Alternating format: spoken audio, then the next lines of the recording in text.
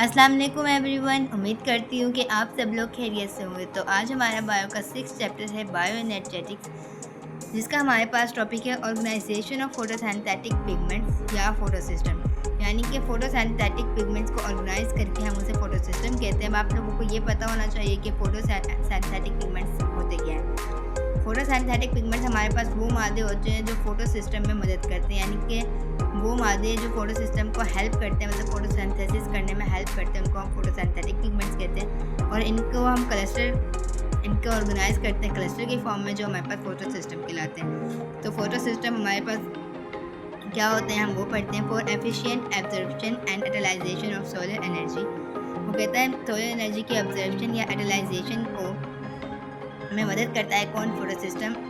Photosynthetic pigments are organised into cluster. Photosynthetic pigments की cluster की form को हम फोटो सिस्टम कहते हैं। This photo systems are embedded in thylakoid membranes of chloroplast. ये हमारे जो फोटो सिस्टम होते हैं ना, ये थाइलाकोइड मेम्ब्रेन्स के अंदर धंसे हुए होते हैं, और किसके, थाइलाकोइड मेम्ब्रेन क्लोरोप्लास्ट के। अब आप यहाँ पर डायग्राम भी देख सकते हैं कि हमारे पास स्ट्रक्चर ऑफ क्लोरोप्लास्ट, इसके अंदर हमारे पास थाइलाकोइड मेम्ब्रेन पाई जाती है। इस पूरे थाइलाकोइड मेम्ब्रेन के स्ट्रक्चर को, यानी कि इस तमाम को मिला के हम ग्रेनम कहते हैं। और ये जो थाइलाकोइड मेम्ब्रेन को आपस में जोड़े रखते हैं उसको हम लैमेला कहते हैं। स्ट्रोमा हमारे पास लिक्विड लाइक स्ट्रक्चर होता है, और इनर मेम्ब्रेन के अंदरूनी तह और आउटर मेम्ब्रेन के बाहर की साफ। तो इसके अंदर थाइलाकोइड मेम्ब्रेन के अंदर हमारे पास फोटो सिस्टम पाए जाते हैं जो सोलर एनर्जी को एब्जॉर्ब और यूटिलाइज करते हैं। तो आगे हमारे पास इसका स्ट्रक्चर है। Photo system contains photosynthetic pigments and the carries of electron transport chain. वो कहता है फोटो सिस्टम ना फोटोसिंथेटिक पिगमेंट्स को कंटेंस रखती है और कैरीज करती है इलेक्ट्रॉन ट्रांसपोर्ट चेन को। Each photo system consists of a light gathering antenna complex and a reaction centre.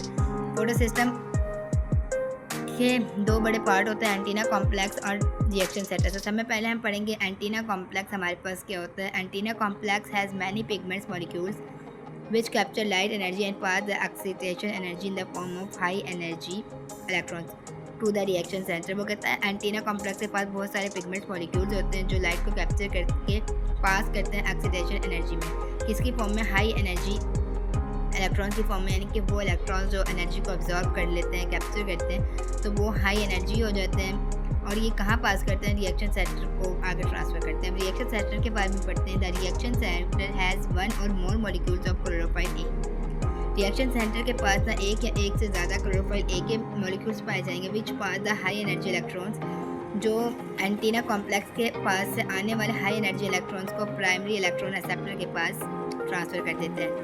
आगे the electron acceptor passes them on the series of electron carriers collectively called electron transport chain. वो कहता है अभी जो हमारे पास electron acceptor होते हैं ना, ये इलेक्ट्रॉन कैरियर्स रखते हैं जिनको हम कलेक्टिवली कॉल करते हैं, मतलब कलेक्टिवली कहते हैं इलेक्ट्रॉन ट्रांसपोर्ट चेन। आगे वो कहता है in chloroplast there are two photo systems. वो कहता है क्लोरोप्लास्ट के अंदर दो फोटो सिस्टम पाए जाते हैं। एक फोटो सिस्टम 1 यानी कि PS1 कहते हैं, एंड फोटो सिस्टम 2 यानी PS2। There are name so in order of their discovery. वो कहते हैं इनके जो नाम रखे गए वो इनकी डिस्कवरी की बुनियाद पर रखे गए, यानी कि जो पहले डिस्कवर हो उसको फोटो सिस्टम 1 का नाम दे दिया, जो बाद में उसको फोटो सिस्टम 2 का नाम दे दिया। अब photo system 1 has P700 chlorophyll A molecule in its reaction center and it absorbs maximum light of 700 nanometer। वो कहता है हमारे पास जो फोटो सिस्टम 1 है ना, वो उसके पास P700 क्लोरोफाइल ए मॉलिक्यूल होते हैं रिएक्शन सेंटर के अंदर, और ये मैक्सिमम लाइट को एब्जॉर्ब करता है 700 नैनोमीटर। आगे वो कहता है the reaction centre of photo system 2 has P680 chlorophyll A. वो कहता है इसके पास P680 क्लोरोफाइल ए होते हैं जो मैक्सिमम मतलब अच्छी खासी लाइट एब्जॉर्ब करते हैं 680 नैनोमीटर। यहाँ पे हमें थोड़ी सी डायग्राम दिखाई हुई है उसने फोटो सिस्टम की। वो कहता है कि जो बाहर की तरफ होते हैं ना पिगमेंट्स मॉलिक्यूल्स, उसको हम एंटीना कॉम्प्लेक्स कहते हैं, और जो बीच में होते हैं उनको हम रिएक्शन सेंटर कहते हैं। अब ना हमारे पास जो एंटीना कॉम्प्लेक्स होते हैं ना, वो फोटोन से लाइट एब्जॉर्ब करके रिएक्शन सेंटर को देते हैं। Reaction centre primary electron acceptor को देता है, किसकी मदद से, इलेक्ट्रॉन ट्रांसपोर्ट चेन की मदद से। तो आगे हमारे पास टॉपिक है मैकेनिज्म ऑफ फोटोसिंथेसिस। मैं इसके साथ नोट्स बना रही हूँ, आप वीडियो के लास्ट में देख सकते हैं। मैकेनिज्म ऑफ फोटोसिंथेसिस को स्टार्ट करते हैं। Photosynthesis is a redox oxidation reduction process. वो कहता है फोटोसिंथेसिस हमारे पास एक रिडॉक्स प्रोसेस होता है, रिएक्शन होता है, यानी कि इसके अंदर ऑक्सीडेशन भी हो रही होती है और रिडक्शन भी हो रही होती है। आगे as indicated in the photosynthesis equation below, वो कहता है नीचे आपको बताया हुआ है कि कैसे रिडक्शन और ऑक्सीडेशन होती है। When water molecules are split apart, they are actually oxidized. They lose electrons and hydrogen ions and या oxygen। वो कहता है जब वाटर मॉलिक्यूल टूटता है ना, मतलब फोटोसिंथेसिस के दौरान जब वाटर मॉलिक्यूल को तोड़ा जाता है तो वो ऑक्सीडाइज हो जाता है। यानी कि ऑक्सीडाइज, आपको पहले पता होना चाहिए कि ऑक्सीडेशन होती है। ऑक्सीडेशन होती है एक इलेक्ट्रॉन और हाइड्रोजन आयंस का लूज होना, मतलब कि हाइड्रोजन आयन और इलेक्ट्रॉन को लूज करना हमारे पास ऑक्सीडेशन होती है। तो यहाँ पर भी जब वाटर मॉलिक्यूल टूटता है तो एक इलेक्ट्रॉन और हाइड्रोजन आयन लूज हो जाता है और हमारे पास ऑक्सीजन पैदा हो जाती है, मतलब ऑक्सीजन आ जाती है।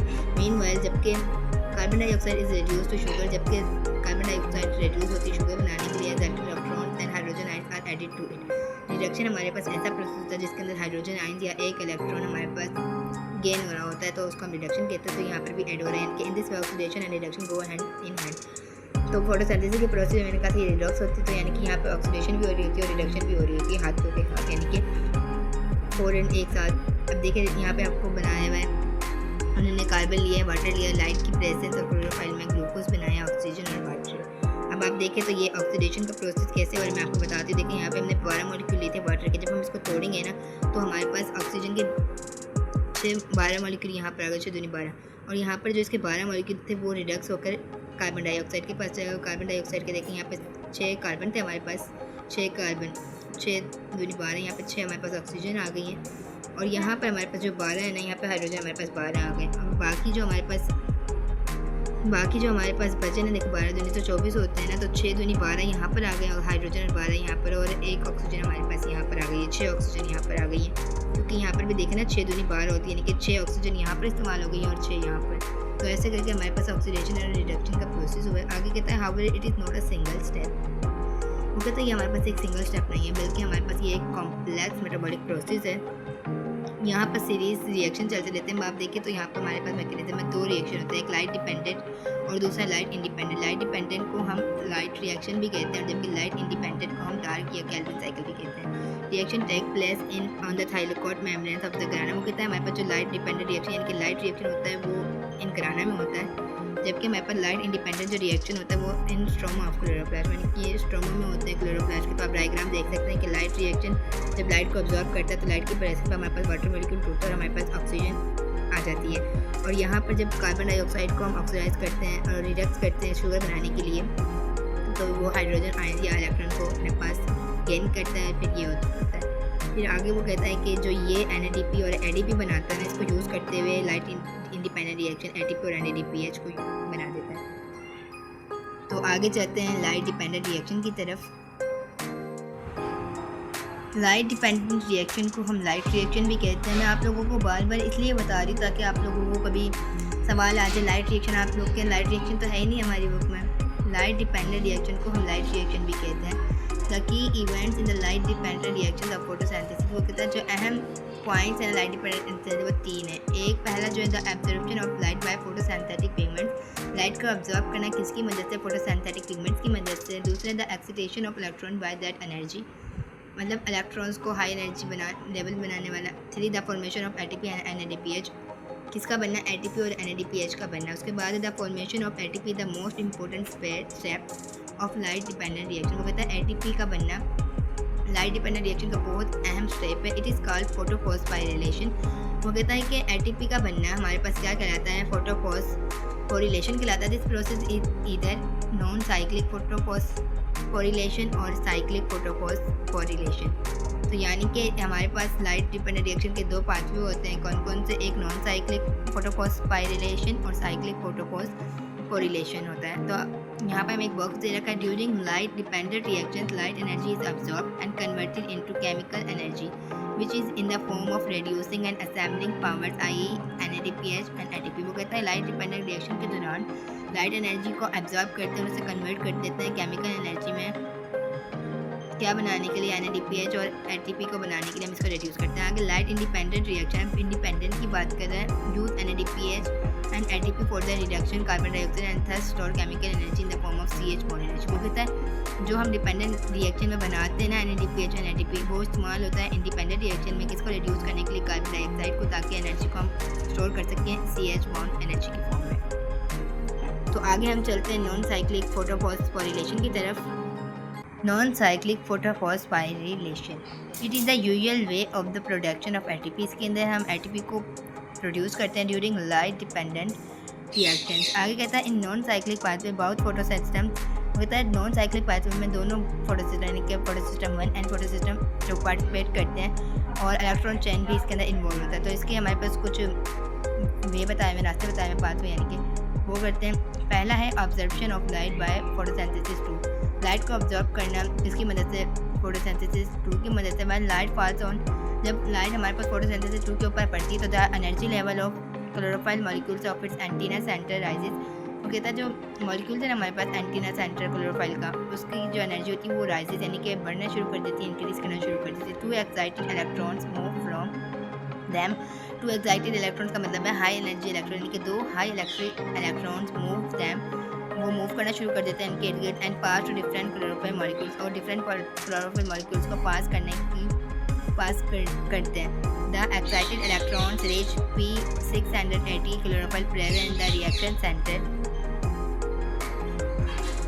वो कहता है कि जो हमारे पास एक्साइटेड इलेक्ट्रॉन्स होते हैं वो पहुंच जाते हैं 680 क्लोरोफाइल प्रेजेंट जो रिएक्टर सेंटर के बीच में मौजूद होता है। वो कहता है due to energy boost of P680 chlorophyll its 2 excited electrons pass to the primary electron acceptor of photosystem 2। कहता है एनर्जी बूस्ट की वजह से यानी कि जो हमारे पास एनर्जी है P680 क्लोरोफाइल उसकी एनर्जी बूस्ट की वजह से 2 इलेक्ट्रॉन जो होते हैं हमारे पास हाई एनर्जी वो पास हो जाते हैं, मतलब ट्रांसफर हो जाता है प्राइमरी इलेक्ट्रॉन एक्सेप्टर को फोटोसिस्टम 2 के। Due to it an electron hole की वजह से इसके radial in P6 chlorophyll which has become strong oxidising agent. वो कहते हैं इलेक्ट्रॉन होल की मदद से जो हमारे पास P680 क्लोरोफिल बनता है उसकी मदद से हम स्ट्रॉन्ग ऑक्सीडाइजिंग एजेंट बना लेते हैं। अब हमारे पास डायरेक्ट फोटोलाइसिस ऑफ वाटर यानी कि फोटोसिंथेसिस के दौरान वाटर की ब्रेक डाउन होना। The electron whole in the chlorophyll molecule is field bye electron from water. वो कहता है जो हमारे पास इलेक्ट्रॉन होल है ना क्लोरोफाइल के अंदर वो किसकी मदद से फिल होता है, वो इलेक्ट्रॉन वाटर के मॉलिक्यूल इलेक्ट्रॉन की वजह से फिल होता है। When water molecules react with oxidise chlorophyll in photosynthesis 2। वो कहते हैं वाटर मॉलिक्यूल रिएक्ट करता है ऑक्सीडाइज होने के लिए फोटोसिंथेसिस 2 में, तो उस हमारे पास जो ब्रेकडाउन होती है ना 2 हाइड्रोजन आयंस आते हैं और एक ऑक्सीजन आता है विच इमीडिएटली कंबाइंस विद जो हमारे पास ऑक्सीजन होता है वो दूसरे ऑक्सीजन से मिलकर क्या बनाता है O2 बनाता है एंड 2 इलेक्ट्रॉन्स और 2 इलेक्ट्रॉन्स बना देता है। This 2 electrons fill the hole, ये 2 इलेक्ट्रॉन होल को फिल कर देते हैं जो P680 क्लोरोफाइल में था। दिस वाटर स्प्लिटिंग स्टेप, इस वाटर के टूटने वाले स्टेप को फोटोसिंथेसिस के अंदर हम फोटोलाइसिस देते हैं। मैंने कहा था फोटो मतलब फोटोसिंथेसिस और लाइसिस का मतलब ब्रेकडाउन यानी कि the breakdown of water in photosynthesis हमारे पास फोटोलाइसिस कहलाता है। आगे है इलेक्ट्रॉन फ्लो फ्रॉम फोटोसिंथेसिस 2 और 2 फोटोसिंथेसिस 1 यानी कि इलेक्ट्रॉन का ट्रांसफर होना फोटोसिंथेसिस 2 से फोटोसिंथेसिस 1 में। इन स्टेप 1 वो कहते हैं पहले स्टेप में the photo excited electrons of P680 chlorophyll were receive by primary electron acceptor. हमने ऊपर स्टेप में पढ़ा था कि वो अपना एक इलेक्ट्रॉन कहाँ ट्रांसफर कर देता है प्राइमरी इलेक्ट्रॉन एक्सेप्टर में, तो यहाँ पे भी वो बात कर रहा है और फोटोसिंथेसिस 2 की वहाँ पे भी फोटोसिस्टम 2 ही था। Now these electron pass to, ये वाले जो इलेक्ट्रॉन है वो फोटोसिंथेसिस 1 के पास जाएंगे and electron transport chain of किसकी मदद से इलेक्ट्रॉन ट्रांसपोर्ट चेन की मदद। This chain consists of electron carriers, ये हमारे पास जो चेन ये इलेक्ट्रॉन कैरियर्स कंटेंट्स यानी कि इसके पास इलेक्ट्रॉन कैरियर्स होते हैं जो हमारे पास प्लास्टोकाइनाइन होते हैं यानी कि PP भी कह सकते हैं, साइटोक्रोम कॉम्प्लेक्स एंड प्लास्टोकाइनाइन यानी कि PC। As electron move down the chain, जैसे ही इलेक्ट्रॉन मूव करता है चेन के downward their energy goes on decrease, इसकी एनर्जी कम होना शुरू हो जाती है and is used by thylakoid membrane, और ये थाइलाकोइड मेम्ब्रेन इसको इस्तेमाल करता है क्या बनाने के लिए, ATP बनाने के लिए थ्रू द प्रोसेस ऑफ कम्यूस्मेसिस। किस प्रोसेस के जरिए, कम्यूस्मेसिस के जरिए। अब आगे हमारे पास फोर्थ है observation of light by photosynthesis 1। ऊपर हमने पढ़ा था कि लाइट ऑब्जर्व होती है फोटोसिस्टम 2 की मदद से, यहाँ पर पढ़ रहे हैं लाइट ऑब्जर्व होगी फोटोसिस्टम 1 की मदद से। इन द नेक्स्ट स्टेप, अगले स्टेप में वो कहता है लाइट एनर्जी हमारे पास ऑब्जर्व होती है वो फोटोसिंथेसिस 1 के जरिए होगी। अब the energy level of its chlorophyll molecules, इसका जो मॉलिक्यूल्स होगा ना क्लोरोफाइल का उसकी एनर्जी बढ़ना शुरू हो जाएगी। The excited electrons of P700 chlorophyll of the reaction centre pass to the primary electron, वही बात कि इलेक्ट्रॉन पास कर देता है प्राइमरी इलेक्ट्रॉन एक्सेप्टर के पास और फोटोसिंथेसिस 1 के। The electron coming from photosynthesis 2 fill the electron hole of P170 chlorophyll of photosynthesis 1 यानी कि वो इलेक्ट्रॉन जो PS2 से आता है PS1 के पास वो इलेक्ट्रॉन हॉल को फिल कर देता है। आगे नेक्स्ट है हमारे पास electron flow from PS1 to NADP ions. वो कहता है इलेक्ट्रॉन हमारे पास मूव कैसे करेगा, फोटोसिंथेसिस 1 से NADP आयन के पास जाएगा। वो कहता है the primary electron acceptor of photosynthesis 1 passes the photoexcited electron to a second electron transport chain। वो कहता है जो हमारे पास प्राइमरी इलेक्ट्रॉन एक्सेप्टर है किसका फोटोसिंथेसिस मिलकर वो इलेक्ट्रॉन पास करता है इलेक्ट्रॉन ट्रांसपोर्ट चेन को। This electron are receive by ferredoxin. वो कहता है ये जो इलेक्ट्रॉन है ये किसके पास जाता है, फेरोडॉक्सिन के पास जाता है, जिसको हम एफडीपी कहते हैं। Enzyme NADP reductase transfer this electron from FD यानी कि ferredoxin to NADP ion. When NADP ion gets two electron and H ion it is reduce to NADPH. वो कहता है जब एनएडीपी आयन के पास एक हाइड्रोजन आयन आता है तो वो एनएडीपीएच बनता है। This reaction store the high energy electrons in NADPH. वो कहता है ये जो रिएक्शन है ना ये एनर्जी हाई एनर्जी इलेक्ट्रॉन्स को स्टोर करता है किसके अंदर, एनएडीपीएच के जरिए। अब देखें आगे वो कहता है so the light energy gets converted into, जो कहता है एनर्जी जो लाइट एनर्जी वो कन्वर्टेड हो जाती है केमिकल एनर्जी में यानी कि एटीपी एंड एनएडीपीएच।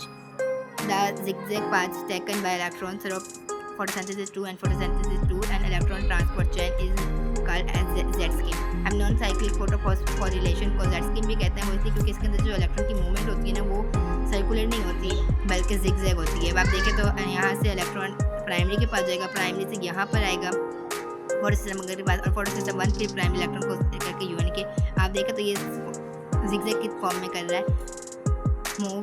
तो आगे हमारे पास है साइक्लिक फोटोफॉस्फोरिलेशन।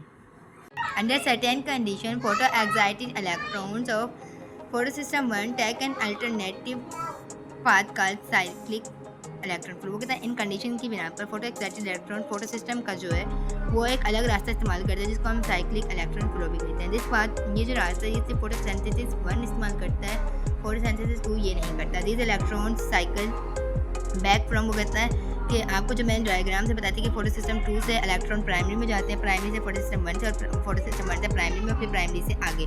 तो यानी कि प्राइमरी से इलेक्ट्रॉन वापस कहाँ आते हैं, फोटो सिस्टम 1 में आते हैं फिर ऐसे करके जाते हैं। यानी कि सिर्फ ये वाला यहाँ से इलेक्ट्रॉन वापस आता है फोटो सिस्टम 1 के पास।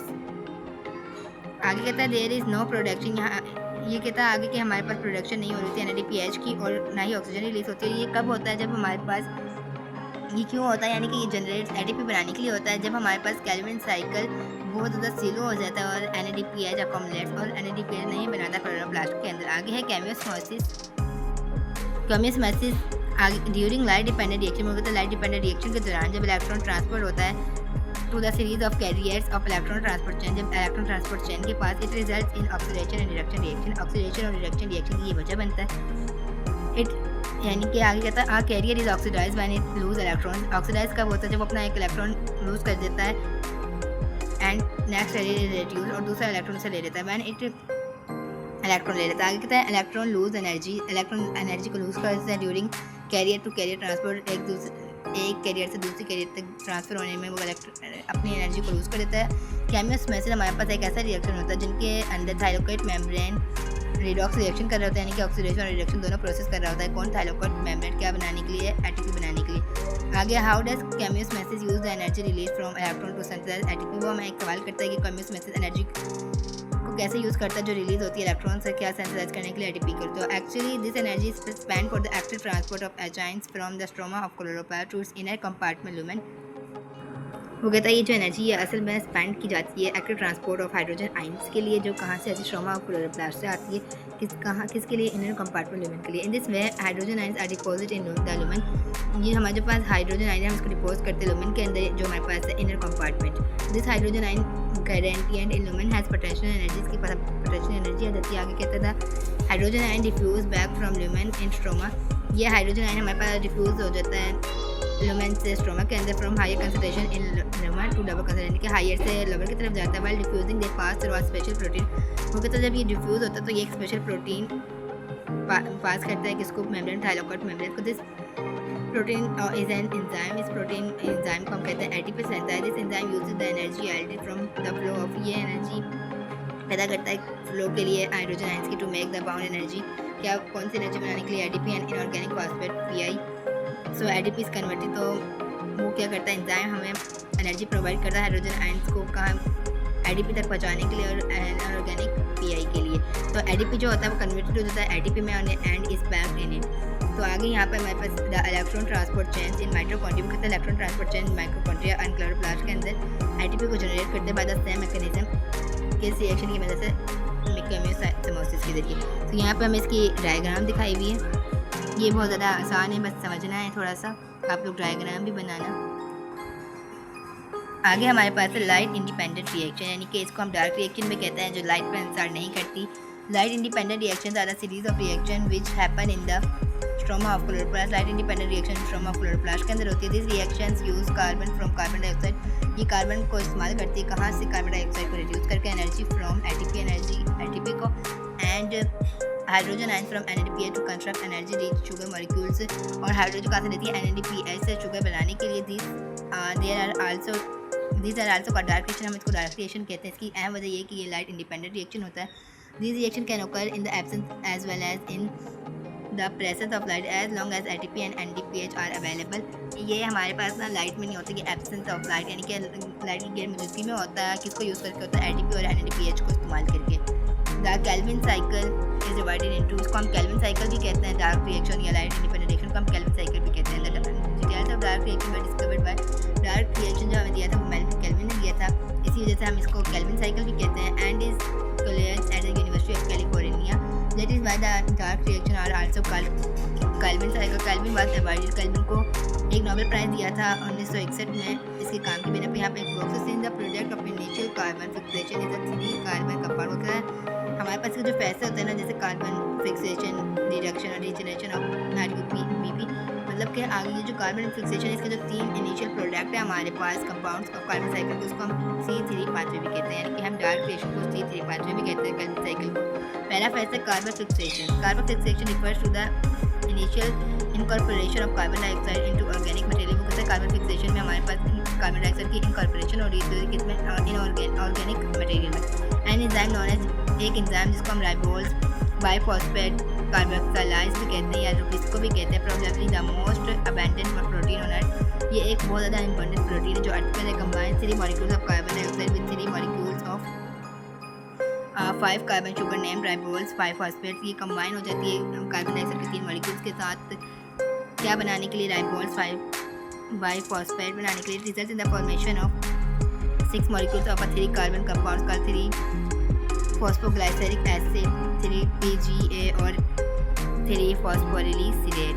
वो कहते हैं इसका जो नतीजा निकलता है वो ये निकलता है कि हम 3 मॉलिक्यूल बना देते हैं, 6 मॉलिक्यूल बना देते हैं कार्बन के 3 कंपाउंड, जिसको हम फॉस्फोग्लाइसरिक एसिड भी कहते हैं ये, और 3 फॉस्फोरिक ग्लाइसरेट भी कहते हैं। यहाँ पे हमें इसका कार्बन साइकिल दिया हुआ है, बहुत ज़्यादा आसान है। टॉपिक थोड़ा लेंथी था, इस वजह से थोड़ा शॉर्ट करना पड़ता है। अब इसका हमारा जो फर्स्ट हुआ वो रिडक्शन है। अब रिडक्शन में in this phase 6 phosphate groups are taken from 6 ATP। वो कहता है हमारे पास 6 फॉस्फेट ग्रुप लेते हैं, कहाँ से?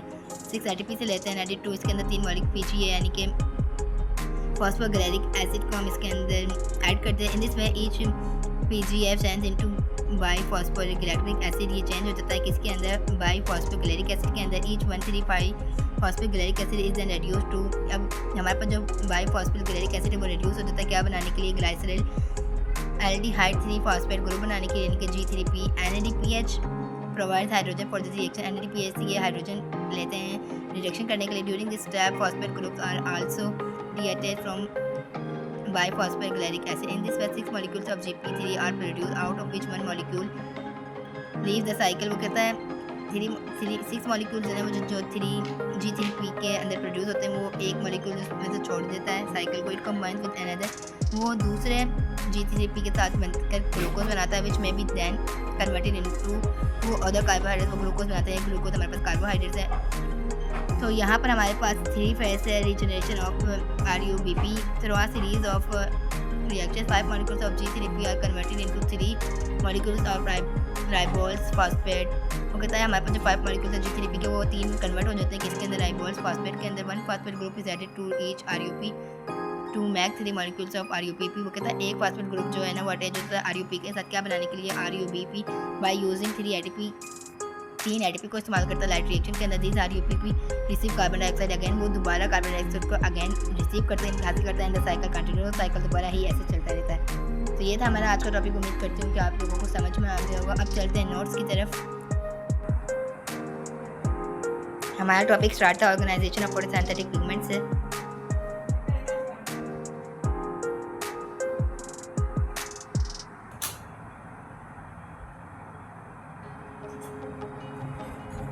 आगे हमारे पास टॉपिक है mechanism of photosynthesis. Light reaction और डार्क रिएक्शन में फ़र्क बताया हुआ है। लाइट डिपेंडेंट रिएक्शन है जिसका हमें नॉन साइक्लिक फोटोफॉस्फोराइलेशन, और आगे उसके कुछ मेथड्स बताए हुए थे जैसे वेव से ऑब्जर्वेशन ऑफ लाइट वन ऐसे।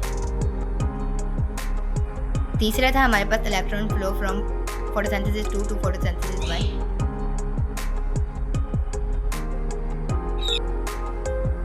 हम नॉन साइक्लिक को जेड स्कीम इसलिए कहते हैं क्योंकि इसके अंदर जिगजैग पाथवे होता है, यानी कि इलेक्ट्रॉन मूव सर्कुलेट नहीं कर रहा होता बल्कि जिगजैग कर रहा होता है।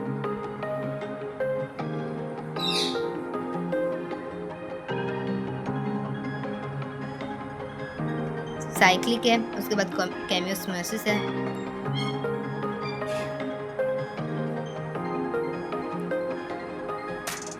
केमियोस्मोसिस की ऑकरेंस बताई हुई कि कहाँ कहाँ पाए जाते हैं, एक्सप्लेनेशन है, फिर मैकेनिज्म ऑफ केमियोस्मोसिस है।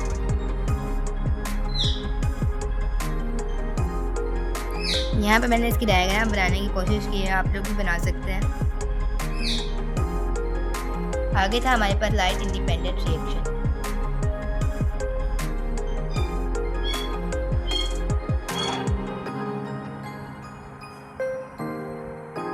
जिसको हम डार्क रिएक्शन भी कहते हैं।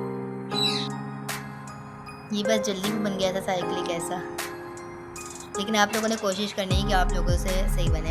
यहाँ पर एक सवाल दिया हुआ है, केल्विन साइकिल इसका C3 पाथवे। हम केल्विन साइकिल को C3 क्यों कहते हैं, तो यहाँ पे इसका जवाब दे रखा है। आगे इसका फेज 2 है।